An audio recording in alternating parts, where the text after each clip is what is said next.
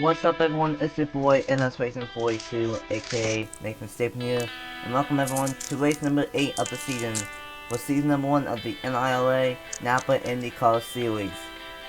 After a 2-month hiatus, we are back here at Prix, and we are set to go racing for 25 laps around this very small, I believe it's just over a mile long road course here at Prix.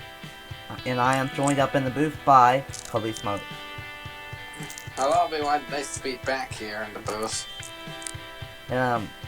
So Kobe, with the championship being not really that close, Dashboard starts 23rd though in this race.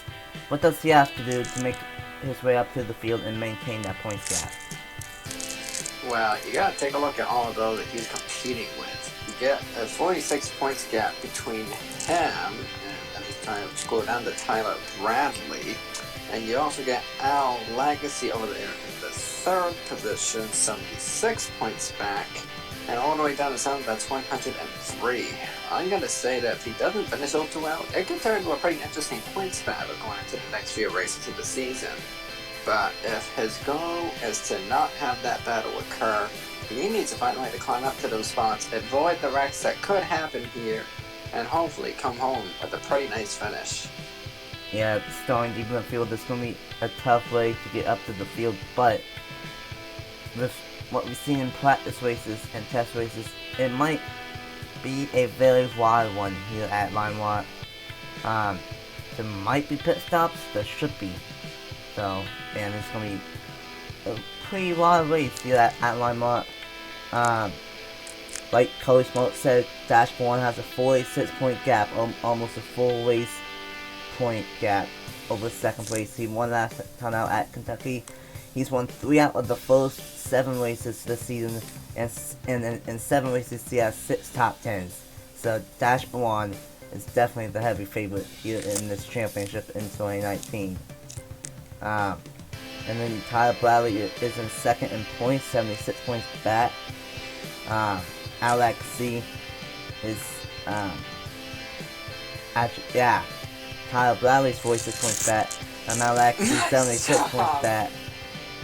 Chandler Claudel is 78 points back. Clark McKee is 80 points back.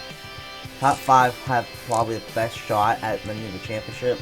Jordan Anderson is in 86 points back. James Eaton is 7th in points, 92 points back, and this is a stretch. Sam Oskin, 103 points back in 8th place.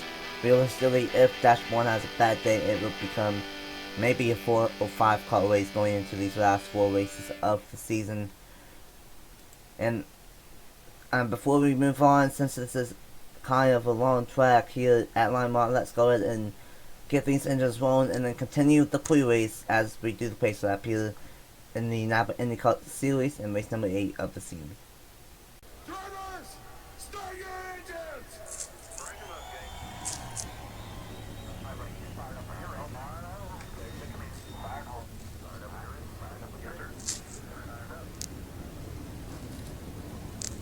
And all 24 Indycars will work to life here at Limewalk Prix, as we are going to continue our pre-race intro here under this pace lap. But first, here's the top 10 for the Limewalk Grand Prix. On the pole is Justin Seidel, and alongside him is Matthew Brown. Row number 2, we have Sam Oskin and Brian McCason. Row number 3, we have Takuma Mabina, and alongside her is Clark McKee. Row number 4, we have Eminem's Truck Series champion and the recent winner of the biggest big one ever, Juan Garcia in the number 19, and alongside him is Tanner Erickson in the number 7. And rounding out the top 10, we have Benny Watson in the number 15 and Jay Jefferson in the number 20. So, with this road course being very narrow and very short, and laps will fly by in about less than a minute, how do you have to get around how do you have to get around Limewalk and survive this race? Well, I gotta say it's pretty simple, but not so easy at the same time. You see, the first half of this road course, you kind of get your S's, and you kind of need to look out for 3-wide. Because if you wreck here, which is like Calamity Corner, then you may be in some trouble for the rest of the race, and possibly a DNF. So where these cars are about to go to now is a whole straight in the second half of this course. You cannot overshoot through these corners. Because if you do, that'll be one big mistake for someone to get to the inside of you. After the S is all the way to the start-finish line, it's all about where you turn and execution. You fail, then you're probably going to cost yourself the race in the long run, especially where pit strategy is concerned. Yeah, very true. There will be pit stops, but no cautions because it is a road course. Pace car will dive onto pit road, and that will leave the field in hands by Justin Seidel and Matthew Brown. And we are finally good on our third attempt of trying to get this race started. Justin Seidel and Matthew Brown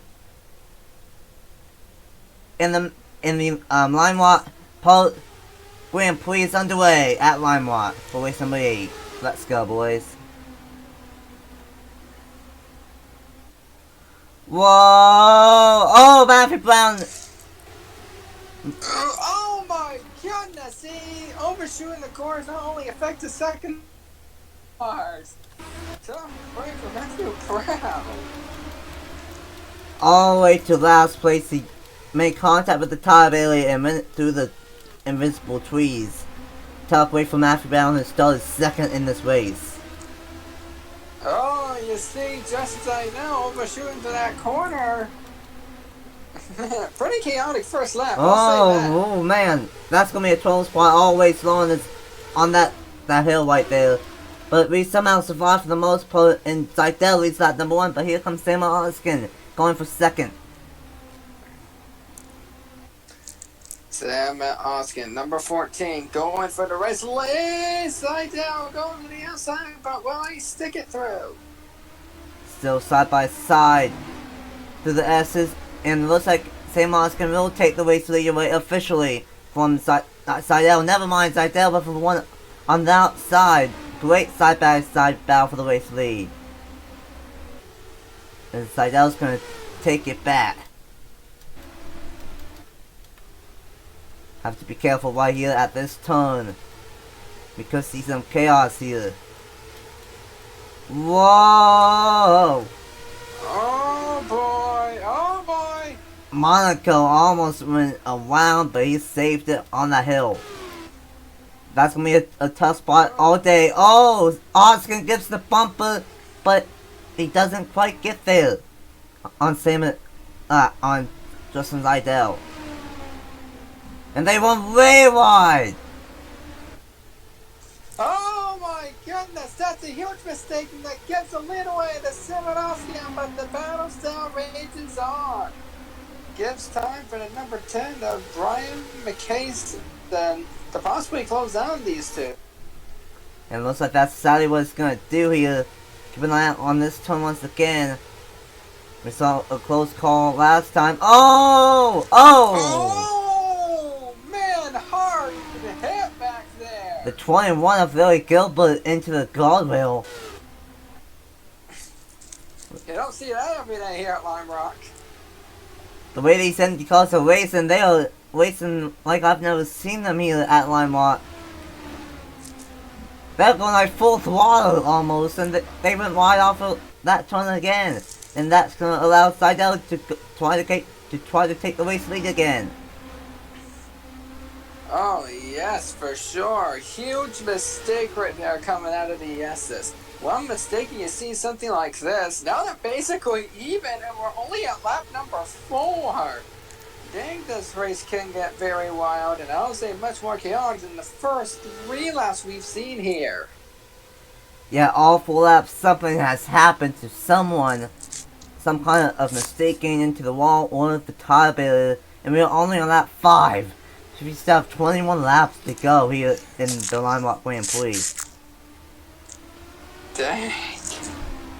Right now it is all Justin Seidel in the number 83. I'm starting to get pretty nervous when I see these cars coming out of the S's. Because either they make that mistake, allow the others to pass, or even worse, slam the wall and end their day. And who knows, that could very well happen off of that turn when they swing wide off the track. And we are good to go in that troublesome turn of the track. Let's see here as we are 1/5 of the way through. Where is Dash Braun? He started 23rd and he's up to 15th already. Moving through the field very fast in that number 88 machine. I gotta say, amazing start for him this season. You said it. Won almost half the races so far. And this is what he needs to do. Catch him through this field, and hopefully he can come home with a good finish that can help him continue his battle to possibly even clinch the championship in the second to last race of the season. Yeah, it's about 51 to 53 points max that he can get. So if he gets that, if he has that many points going into the second to last race of the season, then he might be able to clinch the championship before we get to Homestead. Seidel starting to have a big gap on that number 83 Chip Ganassi car. And now Brian McCason up to second now. Man, what happened to Sam and Austin? He was right there, and now he might fall out of the top 5. Benny Watson now in the number 15, going to try to take that 5th spot away from Sam and Austin. I don't know what happened to him, but he lost 4 spots in about a lap and a half. Probably making some mistakes. Yeah, a whole bunch of mistakes, I gotta say. They gotta take a look at that car going to pit road. It's pretty obvious they're gonna need some adjustments if he wants a strong finish. Yeah, that's for sure. I don't know when pit stops will happen, but there should be pit stops. On 2X there was none, so I'm assuming on 3X there will be. Last time by, McCason was able to close in about 4/10 of a second on Justin Seidel. And he's a guy that you have to keep an eye out. He has a lot of momentum right now. Probably some of the best momentum besides Dash Braun. He was one of the biggest big one ever. Out of 120 drivers from 7 different leagues, he was able to win in our 2003 big one just earlier this month. So he's trying to continue that momentum and maybe gain his first NAPA Indycar Series win at Lime Rock. He's going to have to close down Justin Seidel. The gap is now about 1 second between Seidel and McCason. We could see a battle out here pretty soon. Yeah, these top two are close, but Juan Garcia is still on over the back bumper of McCason. So who knows, if the top two wreck each other, then Juan Garcia could take advantage of it. Clark McKee, he's running good in the championship, and he's running good right now, up to 4th right now. Clark McKee, he has shown that he might be the only true championship driver that can battle with Dash Braun other than Tyler Bradley. And he's continuing that one here today.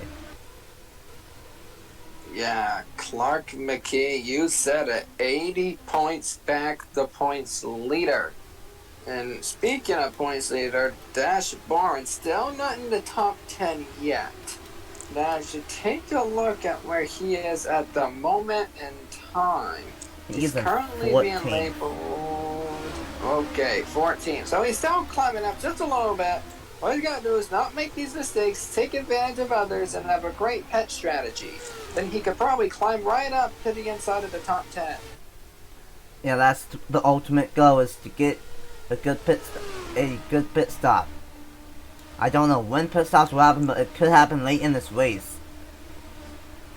From what I'm noticing is that I think Justin Seidel might have been using up his tires, because now it's down to only half a second between the 10 and the 83.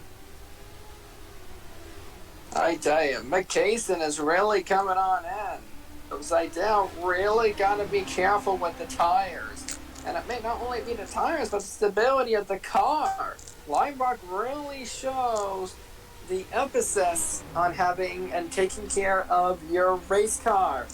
If you fail to do so in the long run, it might not even make a difference. It would make it significant as a short-term mistake. Yeah, very true. Lime Rock is a tough animal, even though it's a very short road course. So far, we haven't seen any major mistakes in a while, but we could see some mistakes here once McCason catches up to Seidel if they are not careful. Last time we were at a road course, we saw someone flip over the guardrail at Watkins Glen. So, at this point, I don't know what will happen, but anything can and probably will happen in the NAPA IndyCar series on these road courses. Yes, I certainly got to agree with you. I really gonna do at this point. I mean, you take a look at this, and there's only like 8 or 10 turns possibly. As you come out of this corner, you have this nice straightaway, and it's not that bad in the second half. But once you take that first corner, you have to go through a set of curves, especially on the first one. As you see McCason looking to fight for the lead. Here is where it could be calamity for you. You come out of these S's right here, and you try to take that sharp right-hand turn. Now, not only you gotta look out for the turn, but also watch your speed coming out of that exit. And then after going through the next set of turns, as there's pit stops in the middle of the race, you have that very nice straight going through the second half. And that's where we'll see them coming back to the start-finish line. Yeah, really true. Looks like Matthew Brown and Johnny gonna have decided to pit. I don't know if they pit to fit damage or if this is the official start of pit stops. We'll just have to wait and see. Looks like no one else is going to pit here, so I think that was just some drivers pitting, taking advantage, or just damage. Yeah, because I mean, in terms of where Matthew Brown is concerned, he's virtually going to finish in last place. But for Johnny Gardner, we haven't seen him being up there just yet. So maybe he's doing strategy and trying to take fresher tires while he can. He is one lap down though right now. So, and so is Matthew Brown. So they are, unless everyone else has to pit eventually, which they should, then Johnny Gardner is not going to be able to take advantage of that pit stop. Yeah, you're right. We don't know the fuel efficiency around here, unfortunately. It's probably going to be, if there is pit stop, probably about lap 18 to 20, I would think. But I'm not entirely sure. Seidel starting to slowly pull away from McCason a little bit, but McCason did not run wide on that, so we haven't seen that much today, and he closes in on Seidel ever so slightly. Oh yes, and especially with over halfway through this race, we could see a battle for the race win. Now here comes McCason attempting to go to the inside for the race lead. And there he goes. Got a great one in that last turn. Way better than Seidel. But every time we see this, Seidel ends up able to win the battle. But can he make it stick this time? No, he doesn't. Goes way wide. And new race leader, he had Limelight Brian McCason in the number 10. I said, that was a fantastic pass right there by McCason. Seidel basically made the mistake and did not make it stick as he did before. Oh, contact on pit road. Jeez. Watch out, guys. Well, that's how he answered pit stops on lap 15 and 16. And here comes Johnny Gardner. Taking advantage. And everyone else is going to pit here, it looks like. Yep, everyone else is going to take advantage and pit. But I don't know who made contact. I think it might have been the 14 of Sam Austin, or maybe the 4 of Mabina. It was one of the AJ Fort cars, that's all I know. Oh, geez. Well, we're gonna have to take a look at the replay toward the end of the race to see what happened. Oh, what out, guys!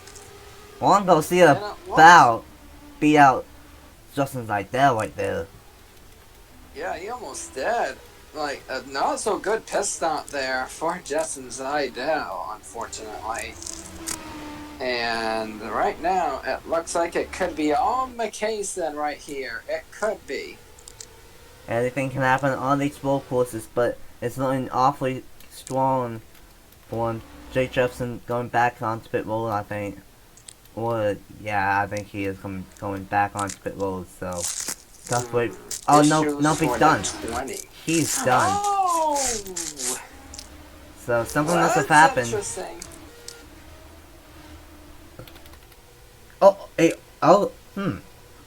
Overheating issue.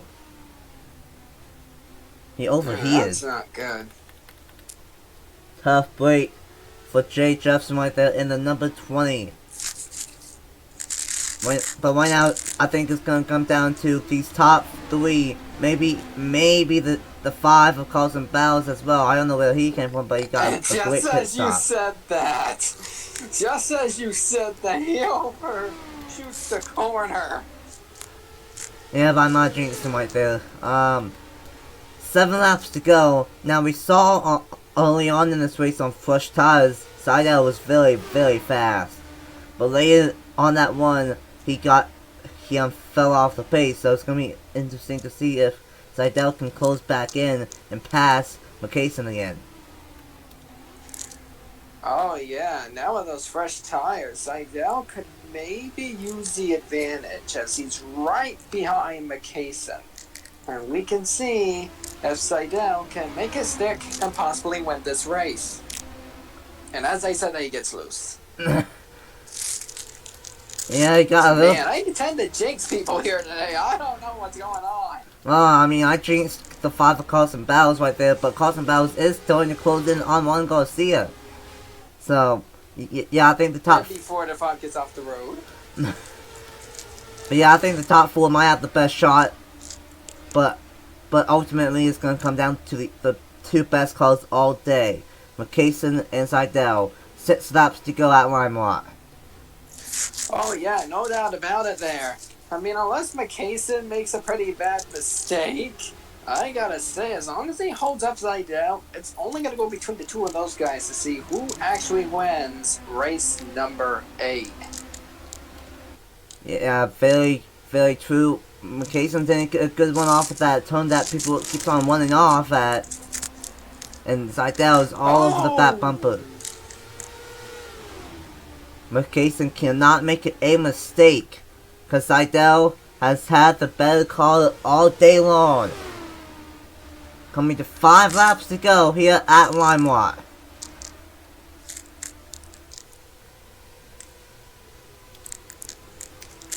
McCason can't make any mistakes right now. Development driver to Dale Camel leaves the bottom open. Foul is very close. Seidel peeking to the inside, but wasn't able to make it stick. It's down to these 2. But remember, if these 2 take each other out, Garcia's right there, battle for the race lead. Oh! That And was Seidel. close. Wasn't making contact. And Seidel's gonna take it.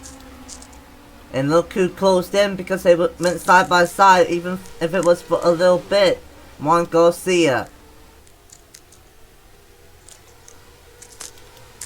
With these guys going side by side, that allowed Juan Garcia to close in a little bit. But now, but now the race is on. Can they catch up to Justin Seidel once again? 4 to go at Limelight. Where is Dashbourne out of points leader at? Oh man, he got a bad pit stop in 21st right now. So Johnny Garner's strategy didn't end all that well with them in 20th. yeah, not that well for Johnny Garner in the number 1. Where's Tyler Bradley in the number 11? He's in 14th, so he's gonna be able to close in a little bit on Dashbourne. Yeah, he's going to be able to gain by a little bit. This might open this up to Miami, possibly. I don't know for certain, and I don't know which tracks we're going to after this. Yeah, But still. any track that affects any wild card things to occur, then that could put a risk on the points leader's contingency going into Homestead. Yeah, I don't remember what the next 3 tracks are, but I know that Homestead is the finale. I'm pretty sure that Riverside is a race, is one of the races, another workhorse. I'm pretty sure that Pikes Peak is one of them, but I don't remember what the other one is. But it's a unique schedule here in the NAPA Indycar Series, and it's far from over in this championship. But it might be over here in this race though. Seidel has a pretty big gap on second place with only 2 laps to go in the Lime Rock Grand Prix. Yeah, I gotta say, the gap is now 3/4 of a second. As it looks like if McKayson has any chance, he's gonna have to hope for Seidel to make a mistake and try to do a last lap pass. As we take a look, Seidel does it pretty good. So as long as Seidel just follows through in the corners in this final lap, he'll have nothing to worry about, and he'll win from the pole. Track position is very key here at Lime Rock. We've seen that all race long, but he's also at the call to beat all day. Here we go, white flag, final lap in race number 8 in the Lime Rock Grand Prix. Can Seidel hold on for one more lap? He has. Oh wow, his gap almost doubled in that last lap. Dang. I gotta say, he virtually would win this race. The only thing we see within the top 5 is a battle for 3rd, but that's about it. I mean, other than the fight for 3rd, the race is basically over. I'm guessing Justin Seidel would get the victory, supposedly in the field turns. As long as he doesn't make too big of a mistake, taking it nice and easy, and coming out of the final turn. The number 83 for Chip Ganassi Racing from the pole, Justin Seidel will win the Lime Rock he will win the Lime Rock Grand Prix at Lime Rock Park.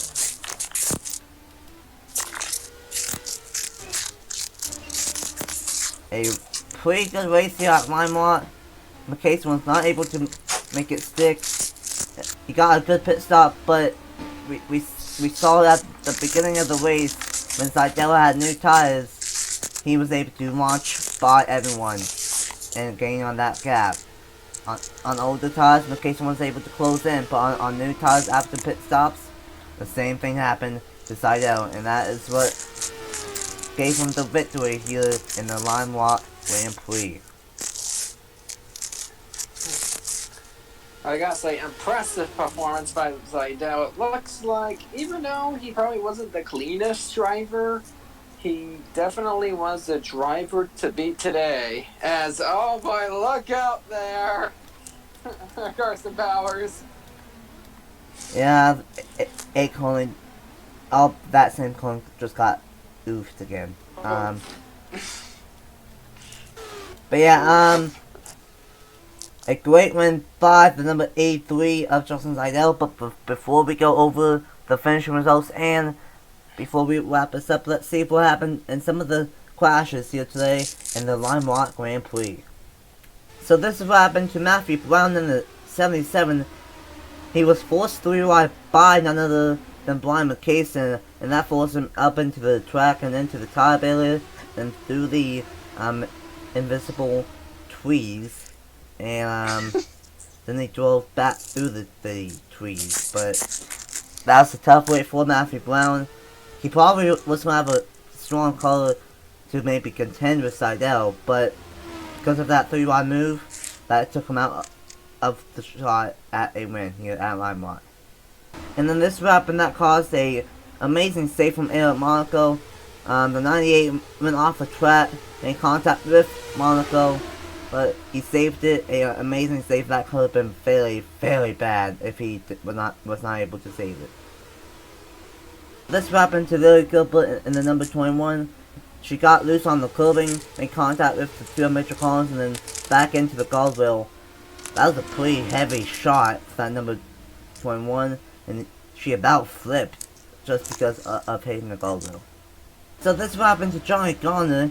He just turned down and went to the right. I don't know what, and I don't know why he did that when he's running inside the top 12 at the time.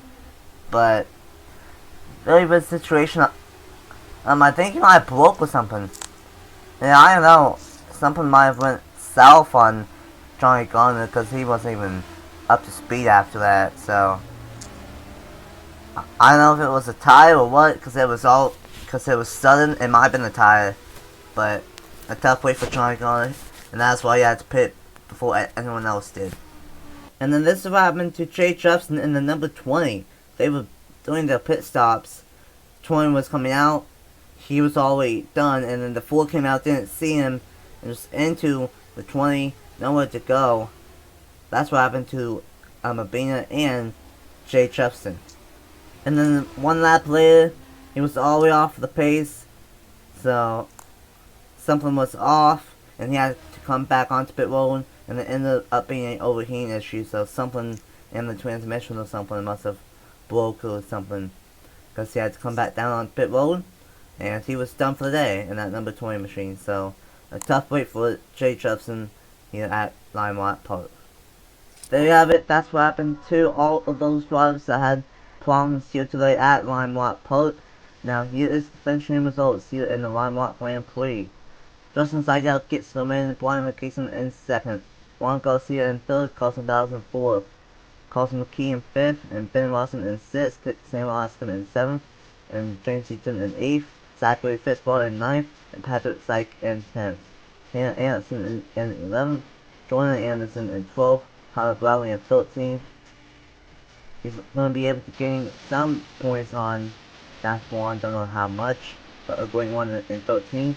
Alexi, who came in third in points, he's also going to gain some points on Dash 1. Dion Moon in 15th, Aunt Monaco in 16th, Collins in 17th, Alabina in 18th, Gardner in 19th, Buwana in 20th, Gilbert in 21st, Cardell 22nd, Matthew Brown 23rd, and Jay Jepson. The only call that DNF to fate overheating issue here in this one. So Cody, what is the final thoughts here in a pretty wild race here at Limelight Park? I gotta say, the action was really great from start to finish. We never had anyone truly run away like we see in the other road courses. So I gotta say, quite an impressive race. I say Lime Rock is quite underrated for its action and battles out in the track. Especially when stability of the car really have to be in check for all the turns and all the laps that were completed here today. It really true, we saw so many great battles for the race lead. Only for the race lead, from what we saw, there was battles all across the racetrack. And we saw a really good race to the end. And Justin Seidel was able to get the win here at Limelight. His first career NAPA Indycar Series win, and I believe that's his first career overall victory on this channel. So, yeah. Congratulations to Justin Seidel on getting the win. And, thank you for joining me up here in the booth, Cody Smoke. And, until next time, it'll be the start of the round of 12 for the Rebel Cup Series as we go short track racing at Bristol Motor Speedway. That's going to be a good one, and that's going to be a fun one. So, until next time, from my end, I'm in ILA. Thank you once again for joining me. I'm here to Cody Smoke. Hey, no problem there. I'm happy for the opportunity until Norwell finally gets set up. Still taking a while. Yeah, hopefully that gets set up real soon. Until we go to Bristol and on my end I'm in ILA. Congratulations to Justin Seidel on getting the win, and I will see you guys next time. Bye.